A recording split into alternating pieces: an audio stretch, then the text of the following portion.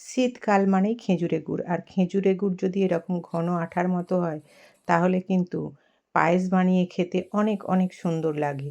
এখানে আমি একটা হাঁড়ির মধ্যে ১ কেজি ফুল ফ্যাট দুধ প্রথমে জাল করে নেব। ভালো করে নেড়ে চেড়ে জাল করে নিয়ে অন্যদিকে একটা বাটির মধ্যে কিছুটা চাল নিয়ে নিচ্ছি। এটা একটু কামিনী আতপ চাল। আমি এখন ওটাকে ঘি দিয়ে ভালো করে ভেজে নেব।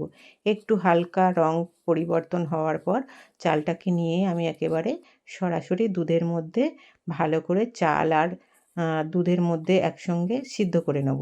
এটা ভালো করে সিদ্ধ হতে দেব। আর গুড়টা যদি এরকম ঘন আঠার মতো হয় তাহলে কিন্তু সত্যি বলছি বন্ধুরা, শীতের এই গুড়ের পায়েস অনেক অনেক টেস্টি হয়। তারপরে আমি একটা বাটির মধ্যে কাজু, কিশমিশ আর আমন্ড ভিজিয়ে রেখেছি। যদিও আমি আমন্ডটা দিইনি, কারণ ওটা তখনও শক্ত ছিল, ভেজেনি। অন্য একটা বাটির মধ্যে আমি ১০০ গ্রামের মতো গুঁড়ো দুধ দিয়েছি। গুঁড়ো দুধ একটু দিতেই হয়, নাহলে টেস্টটা আসে না। এদিকে চাল আর দুধটা সিদ্ধ হয়ে গেছে। এখন আমি ওই গোলা দুধটা দিয়ে ভালো করে নেড়ে চেড়ে আরেকটু ফুটিয়ে নেব। তারপরে ৪-৫টা এলাচ দিয়ে দেবো, যাতে এলাচের গন্ধটা খুব সুন্দর লাগে। আর এখন কিশমিশ আর কাজুটাও দিয়ে দেবো।